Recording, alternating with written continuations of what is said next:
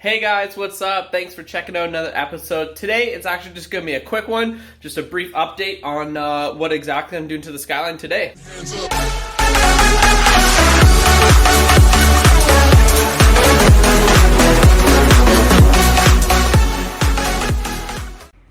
So as far as a brief update, I'm just showing you.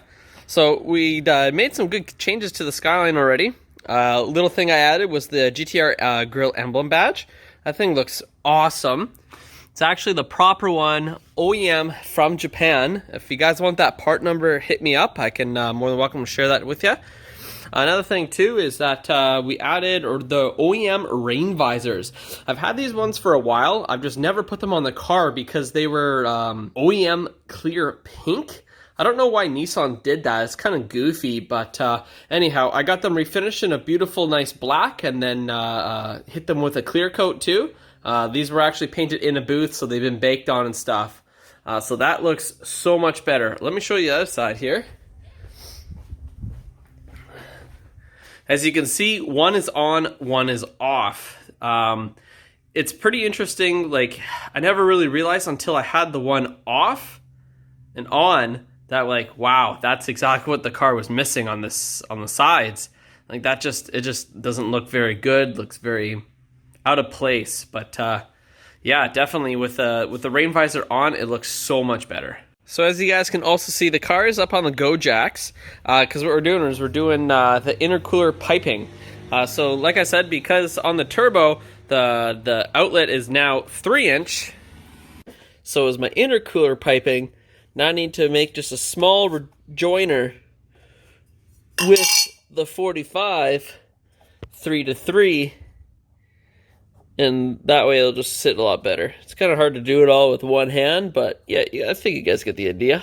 Once this is all done, the position of the turbo would be locked in place, so I can actually go around the entire housing, both cold and hot side, and do up all the bolts to lock it in place, and then I can add the drain back down to the side of the block right there.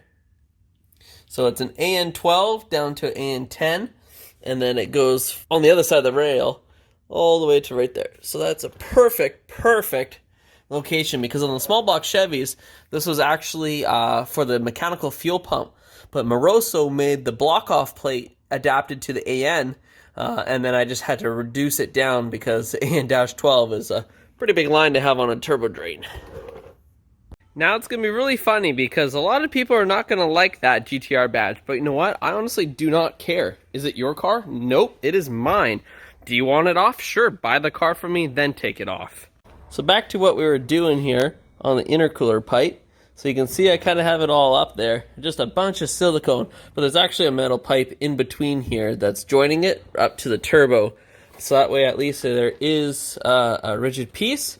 So now it's just completely flexible, because with that much silicone, I don't know, I don't really like that idea.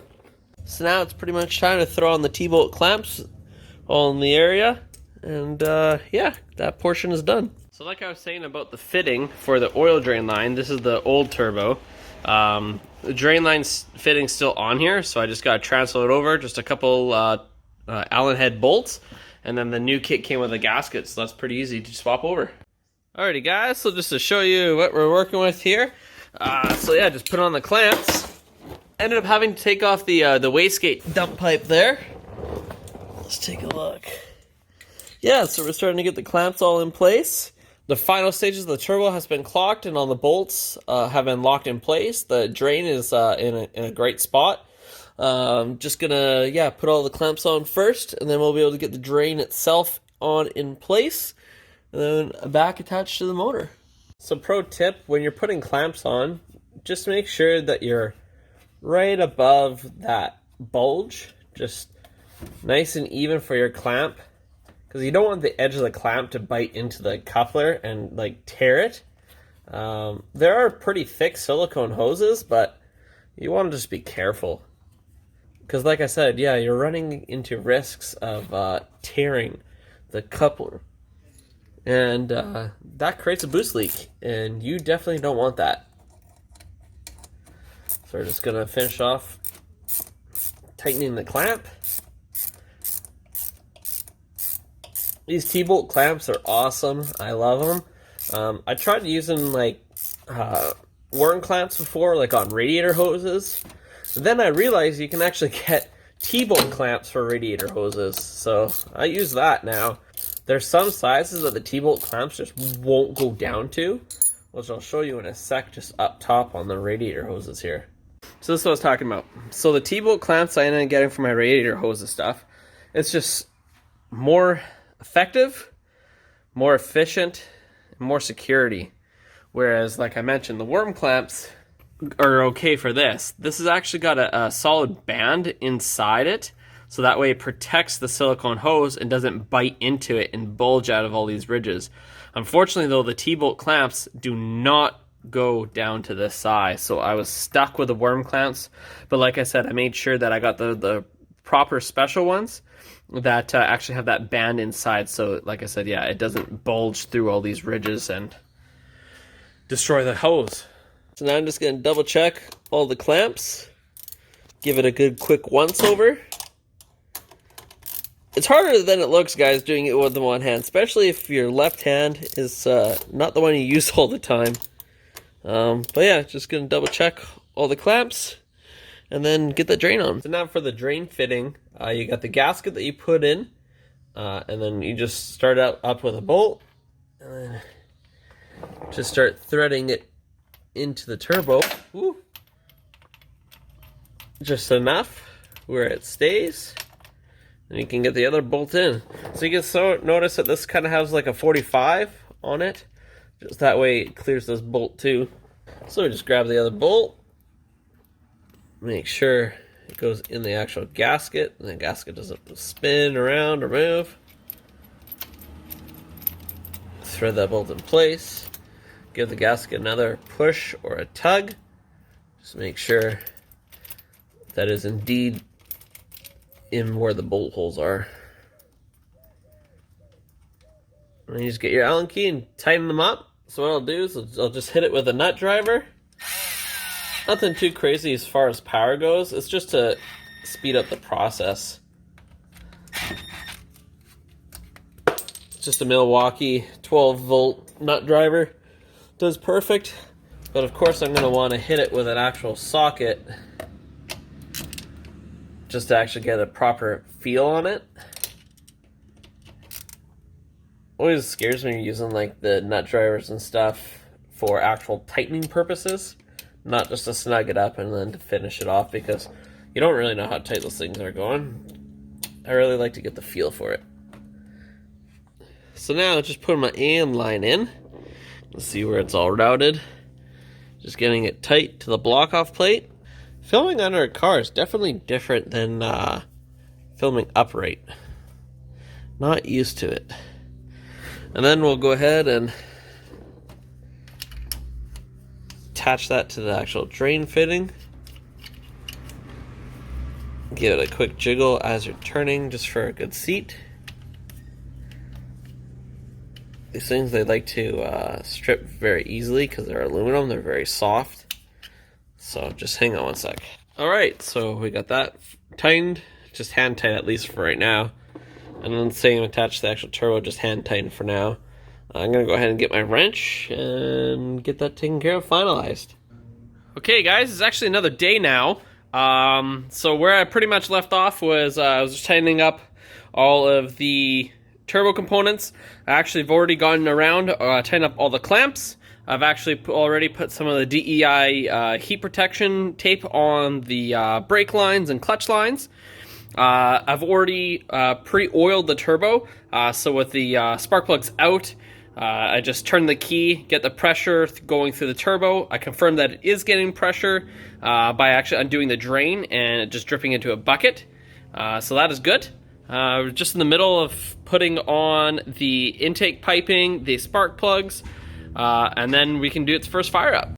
Alright, well I wasn't even thinking about this issue to arise. So with the new throttle bracket, the way the intake was normally angled was with this piece here going down right into the actual intercooler pipe. But now I can't have that because it actually hits the reducer coupler right there. So essentially now what I'm trying to figure out is a new angle. Do I put a short 90 right here, then another 90, but then where does this go? I don't know what's gonna happen. I'm gonna figure it out first. All right, so I think I found a solution. It's a little bit different. And more comes off to the side, then a 90 degree, opposed to just straight down. But it looks like it's gonna clear, and it looks like it will work. I of course would prefer it to be straight. I've just been used to that look for so long, but we'll run it like this, see how it goes. Not too thrilled with how close it is to the exhaust, but we have it heat wrapped, so it hopefully should be good. But of course you don't want to heat charged air, especially cooled charged air. So we'll see how it goes. We'll just use it for a little bit. We can always change the design up, but for now, buckle everything up, put all the clamps on, and get it started. Guys, I have some bad news to share to you. Although the new routing for the intake looks really good, I cracked the carb hat. The Spectra Performance carb hat, I cracked it. I was tightening it with a 1/4-inch ratchet, and it cracked. Like, the lowest of the lowest, like, ratchet. Like, a 1/4 inch is nothing. I cannot believe it cracked. I am so bummed out. I guess I gotta go to the auto parts store to get another one, because I don't want to drive the car around like that with that. I can start it up and let it idle, but like I can't drive it like that. Oh, so bummed. Okay guys, so on that sad note, I'm gonna end it here. I'm actually not gonna start the car up after all, because I was thinking if that thing breaks anymore and there's shavings, it's gonna go into the intake, into the carburetor, and it's just I don't want that kind of trouble. I'd rather just get the proper part, put the new one on, and then start it up. But all in all, good success. It's just that one silly part now that is holding us back. But yeah, thanks a lot guys for checking out the channel. Like I said, it was going to be a little bit of a short one. A little bit of a loss today for sure. Just make sure you go check out the Instagram channel, subscribe to my YouTube. We got big plans, so keep an eye on everything, and we'll have the surprise very shortly. Thanks for checking us out. Have a good one. See ya.